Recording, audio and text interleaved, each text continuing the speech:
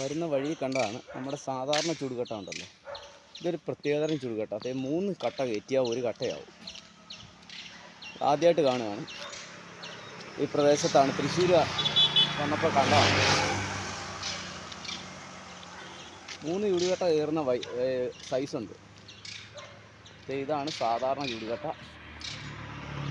അപ്പോൾ ഇതൊരു പ്രത്യേക കാഴ്ചയായിട്ട് നമുക്ക് കിട്ടിയതാണ്. ഇത്രയും ചുടുകട്ട ആദ്യം കാണുകയാണ്. കാരണം പഴയ കാലത്തുണ്ടാക്കിയ ചുടുകട്ടയാണെന്നാണ് തോന്നുന്നത്. പഴയ വീട് പൊളിച്ചതാണ്. അതുകൊണ്ട് ഇവിടെ ഒരു വീടുണ്ടായിരുന്നു, ആ വീട് പൊളിച്ചതിൻ്റെ ചുടുകട്ടയാണ്. വഴിയിൽ വിൽക്കാൻ വെച്ചിരിക്കുന്നതാണോന്ന് അറിയില്ല. ഇത് പഴയ ഓടും കാര്യങ്ങളും എല്ലാം ഇരിപ്പുണ്ട്. അപ്പോൾ ആ വീട് പൊളിച്ചതിൻ്റെ ചുടുകട്ടയാണ്. പക്ഷേ ഇത്രയും വലിപ്പമുള്ള ചുടുകട്ട ഞാൻ ആദ്യം കാണുകയാണ്. അപ്പോൾ നിങ്ങളെയും കൂടി അത് കാണിക്കാമെന്ന് വെച്ച്. ഇത് പഴയത് വിൽക്കാൻ വെച്ചിരിക്കുന്നതാണെന്നാണ് തോന്നുന്നത്. കണ്ടോ, പണ്ട് കാലത്ത് മണ്ണ് കൊണ്ട് ചുടുകട്ട ഉണ്ടാക്കി മണ്ണ് വെച്ച് കെട്ടി റെഡിയാക്കിയിരുന്ന ഒരു ബിൽഡിങ് പൊളിച്ചതാണ്.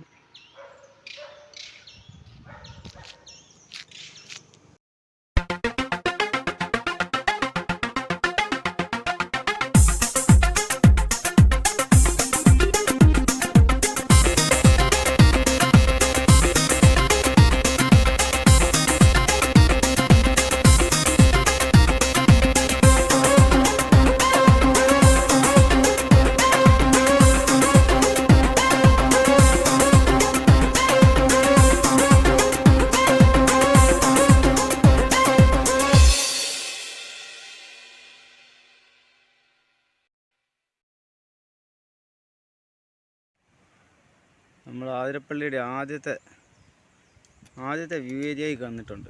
ഇത് കണ്ടോ, ഇതാണ് ആദ്യത്തെ ഒരു വ്യൂ. ഇവിടെ നിന്ന് നമുക്ക് വെള്ളച്ചാട്ടത്തിൻ്റെ ടോപ്പ് ഭാഗം കാണാൻ പറ്റും. പക്ഷെ നല്ല മഴക്കാലമാണെങ്കിൽ അവിടെ മുഴുവൻ വെള്ള കളറിലേ കാണത്തുള്ളൂ. ഇപ്പം അവിടെ ഇവിടെയൊക്കെ ചെറിയ വെള്ളച്ചാട്ടം മാത്രമേ കാണുന്നുള്ളൂ. ഓക്കെ, മഴക്കാലത്ത് ആരെയും ഇങ്ങോട്ട് കയറ്റി പിടിയല്ലോ. വാട്ടർഫോൾസിൻ്റെ ഫ്രണ്ടിലായിട്ട് നമ്മൾ എത്തിയിട്ടുണ്ട്. കുഞ്ഞി വണ്ടി തന്നെയാണ്. നമ്മളപ്പം വാട്ടർഫോൾസിൻ്റെ ഉള്ളിലോട്ട് കയറുവാണ്.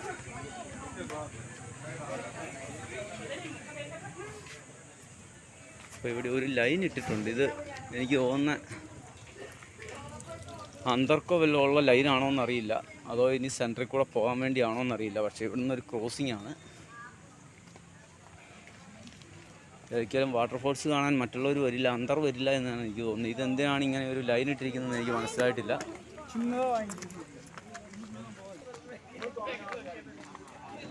അപ്പം നേരെ താഴോട്ട് നടക്കുകയാണ്. ഒരു 150 മീറ്റർ കൂടെ പോകാനുണ്ട്. അത് കഴിഞ്ഞാൽ ഓക്കെ ആയി.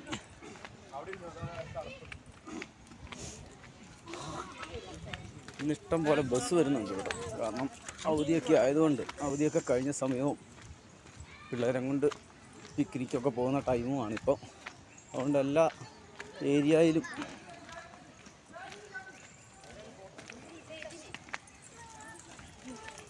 ധാരാളം ബസ്സുകൾ വരുന്നുണ്ട്. കാര്യം പറഞ്ഞാൽ വെള്ളമില്ല, പിന്നെ പോയി കണ്ടിട്ട് പോരാ. നമ്മുടെ കേരളത്തിലുള്ള ഗുണം എന്ന് പറഞ്ഞു കഴിഞ്ഞാൽ ഒരു സാധനം കാണേണ്ട സമയത്ത് ആരെയും അത് കാണാൻ അനുവദിക്കുകയില്ല. അത് കാണേണ്ട സമയം കഴിഞ്ഞു കഴിഞ്ഞാൽ ആൾക്കാരെ അങ്ങോട്ട് തള്ളിക്കയറ്റി വിടുകയും ചെയ്യും. എന്നിട്ട് നാട്ടിലില്ലാത്ത പൈസ വാങ്ങിക്കുകയും ചെയ്യും. അപ്പം ഞാൻ നമ്മുടെ കുറ്റാലവും പിന്നെ തമിഴ്നാട്ടിലെ ഒട്ടുമുക്കാലും വാട്ടർഫോൾസ് കാണാൻ പോയിട്ടുണ്ട്. പക്ഷെ അവിടുത്തെ ഒരു വൃത്തിയും വെടിപ്പും, അവർ നമ്മളെ ട്രീറ്റ് ചെയ്യുന്ന ഒരു രീതി, ടിക്കറ്റ്, ഇതൊക്കെ വളരെ വ്യത്യാസമാണ്. അപ്പോൾ നമ്മുടെ കുറ്റാലത്ത് തന്നെ ചെന്ന് കഴിഞ്ഞാൽ പോലീസ് ഓഫീസേഴ്സ് നമ്മുടെ കൈ പിടിച്ച് അങ്ങോട്ട് കയറ്റി വിട്ട് കുളിപ്പിച്ചിട്ട് ഇറക്കി വിടുന്നൊരു രീതി അങ്ങനെ. ഇവിടെയാണെങ്കിൽ വിസിലടിക്കാൻ വേണ്ടി കുറേ ആളുകളെ നിർത്തിയിട്ടുണ്ട്. അവർ ഗാർഡ്സ് ആണെന്നാണ് പറയുന്നത്. അവരെ തന്നെ ഗാർഡ് ചെയ്യാൻ അവർക്ക് പറ്റുമെന്ന് തോന്നുന്നു.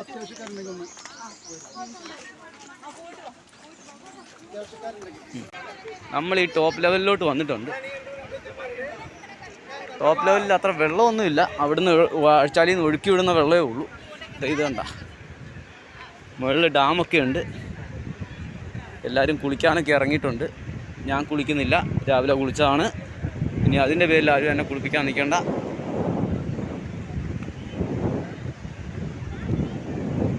അപ്പോൾ നമ്മൾ ഗ്രിപ്പ് അടിച്ച് താഴോട്ട് പോയതാണ്.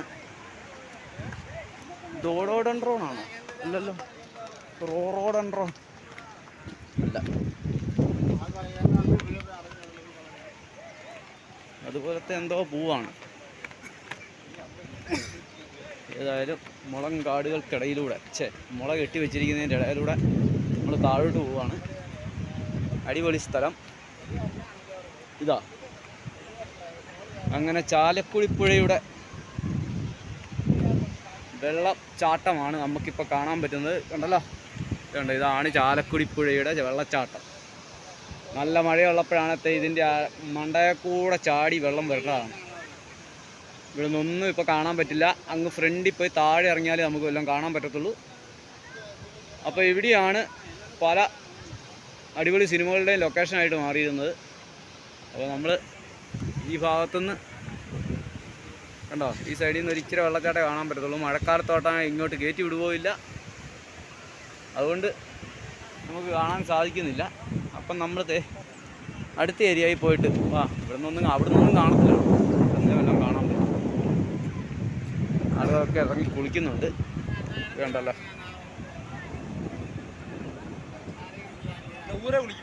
ഉണ്ടോ?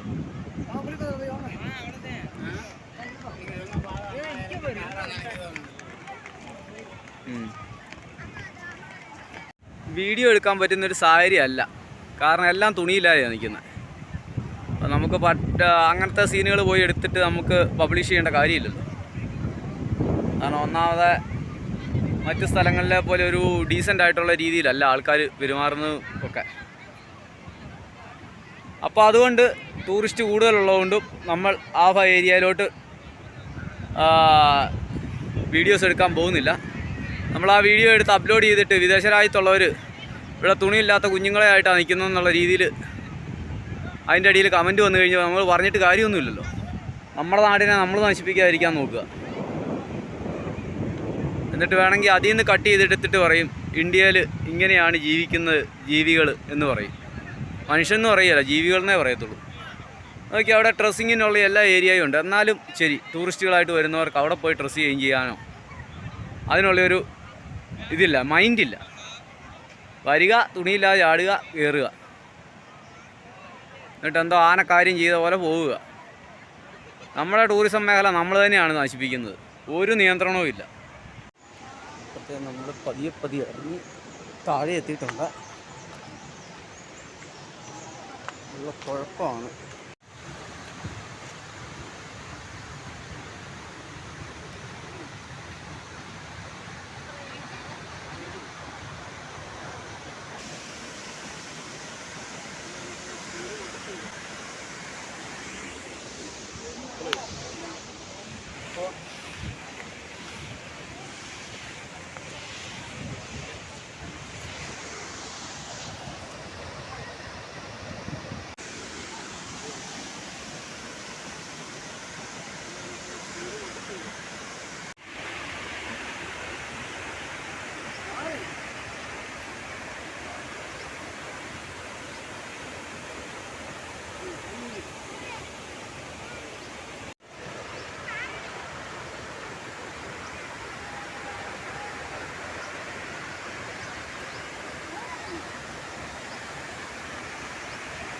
നമ്മൾ ആതിരപ്പള്ളിയിലോട്ട് എത്തിയിട്ടുണ്ട്.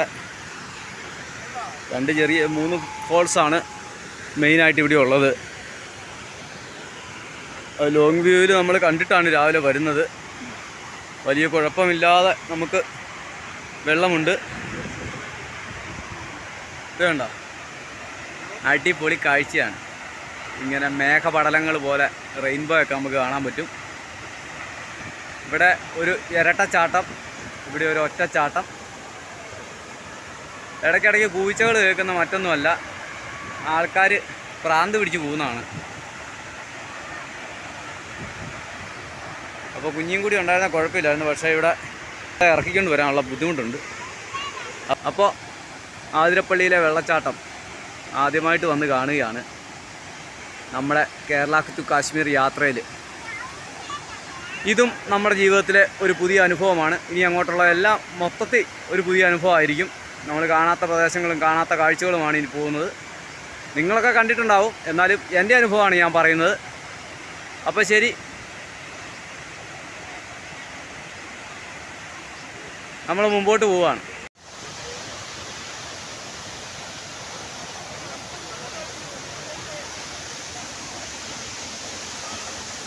അപ്പം മനോഹരമായ വാട്ടർഫോൾസിലോട്ട് ആൾക്കാർ പോകുന്നതിൻ്റെ പുറകെ ഞാനും പോവുകയാണ്. ഇന്ന് നല്ല തിരക്കുണ്ട്, അതുകൊണ്ട് വീഡിയോ ഒക്കെ അത്ര ഇതായില്ല. കാരണം അവിടെ ഇവിടെ എല്ലാ ആൾക്കാർ നിൽക്കുന്നതുകൊണ്ട് എല്ലാവരും ഫ്രെയിമിൽ കാണും. നമ്മൾ പതിയെ വാട്ടർഫോൾസിൻ്റെ അടുത്തോട്ട് പോവുകയാണ്. ആൾക്കാരെ അവോയ്ഡ് ചെയ്തിട്ട് നമുക്ക് വീഡിയോ എടുക്കാൻ പറ്റിയല്ലോ. അവരും ഇതിന് തന്നെയല്ല വന്നത്, ഞാനും ഇതിന് തന്നെയല്ല വന്നത്. അപ്പോഴത്തെ ആ ഇരട്ട വാട്ടർഫോൾസിനെ ഫേസ് ചെയ്താണ് ഇപ്പം ഞാൻ പോകുന്നത്. പക്ഷേ ഞാൻ ഇങ്ങോട്ട് വരുമ്പോൾ കാണുന്ന കാഴ്ച, ഇവിടെ ഒരു സിംഗിൾ വാട്ടർഫോൾ. ഇതൊരുമാതിരി നമ്മുടെ കോട്ടയം ജില്ലയിലെ നമ്മുടെ ഇല്ലിക്കക്കല്ല് പോകുന്ന വഴിയുള്ള മർമല വാട്ടർഫോൾസിൻ്റെ ഒരു സെയിം ലുക്കാണ് ഈ വാട്ടർഫോൾസ്. പക്ഷേ ആ മർമല ഇച്ചിരി കൂടി ഇത് പാറ ഇച്ചിരി അകത്തോട്ട് കയറി നിൽക്കുന്നു, അത് വെളിയിലോട്ട് തള്ളി നിൽക്കുന്നു. പക്ഷേ ഇത് ഒരു ഒന്നൊന്നര സാധനമാണ്. മഴക്കാലമാണെങ്കിൽ ഇച്ചിരി കൂടി ഇങ്ങോട്ട് തള്ളിച്ചാടും. അപ്പോൾ വേനൽ തുടങ്ങാറായതുകൊണ്ട് വലിയ സെറ്റപ്പില്ല. അപ്പോൾ നമ്മൾ താഴെ കൂടെ മുകളിൽ കൂടെ പോകണമെന്ന് ഇങ്ങനെ കൺഫ്യൂഷൻ അടിച്ച് നിൽക്കുമ്പം നമ്മൾ മേളിൽ കൂടെ തന്നെ അങ്ങോട്ട് പോയി. ഇതൊക്കെ എന്ത് അല്ലേ, മറ്റേ സലിംകുമാറിൻ്റെ സിനിമയ്ക്കകത്ത് പറയുന്ന പോലെ എന്ത്. പിന്നെ ഒരു കുഴപ്പമുണ്ട്, നമ്മൾ ചാടി ചെല്ലുമ്പോഴായിരിക്കും അവിടെ ഒരു ബ്ലോക്കായിട്ട് ഒരാൾ കാണും. അങ്ങനത്തെ ഒരു പ്രോബ്ലം മാത്രമേ ഇവിടെ കാണത്തുള്ളൂ. അപ്പോൾ നമ്മൾ ഇറങ്ങി കയറി പോകേണ്ടി വരും, അല്ലെങ്കിൽ 2 കാല് വെച്ച് അപ്പുറത്തിയല്ലായിരുന്നു. പക്ഷേ ആൾക്കാർ നടന്ന് മടുത്ത് വന്നിരുന്ന് റെസ്റ്റ് ചെയ്യുന്നതായതുകൊണ്ട് നമുക്കൊന്നും പറയാൻ പറ്റിയില്ല. അപ്പോഴത്തെ നമ്മൾ ഇങ്ങോട്ട് വന്ന് അങ്ങോട്ട് പോയി. സൂപ്പറ്. അപ്പോഴത്തെ ഇവിടം വരെ വന്നിട്ടുണ്ട്. ഇവിടെ നിന്നാണ് ഇങ്ങനെ പുഴ ഒഴുകി പോകുന്നത്. ഇതിൻ്റെ താഴ്ഭാഗത്താണ് ആനയുണ്ടായിരുന്നത്. ഇന്ന് അവർ അതിൻ്റെ മേളിൽ തന്നെ ഉണ്ടെന്നാണ് പറഞ്ഞത്. ഒരു 2 കിലോമീറ്റർ താഴെ ആനയുണ്ട്. അപ്പോൾ ഇന്നലെ അതുകൊണ്ടാണ് നമ്മൾ പള്ളിയുടെ അവിടെ പോയി കിടന്നത്. മിനിഞ്ഞാന്ന് ആന കയറി വന്ന സ്ഥലത്താണ് ഞാൻ കിടക്കാൻ ഉദ്ദേശിച്ചിരുന്നത്. പക്ഷേ അവിടെ കിടക്കാനുള്ള ഒരു മാർഗ്ഗം ഇല്ലാഞ്ഞുകൊണ്ട് ഞാൻ അതിലെ താഴെയുള്ള പള്ളിയിലാണ് പോയി കിടന്നത്. നല്ല ബഹളമാണ് കേട്ടോ. ബഹളം മറ്റൊന്നിൻ്റെ അല്ല, ഈ വെള്ളം കുത്തി വീഴുന്നതാണ്. പിന്നെ നിറച്ച് ടൂറിസ്റ്റാണ്, വൺ ഡേ പരിപാടികൾക്ക് വന്നിരിക്കുന്ന ആളുകളാണ് കൂടുതലും.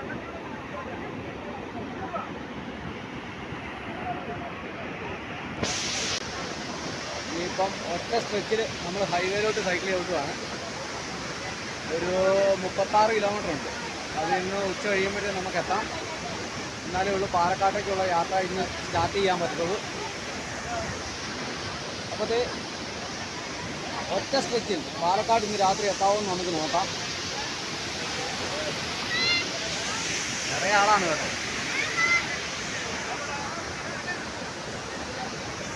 കാറ്റടിക്കാൻ തുടങ്ങിയപ്പം മഴവില്ലടിക്കുന്നുണ്ടോ? കാറ്റടിക്കാൻ തുടങ്ങിയപ്പോഴത്തേക്കും വെള്ളം ഇങ്ങോട്ട് തള്ളി വരുന്നുണ്ട്.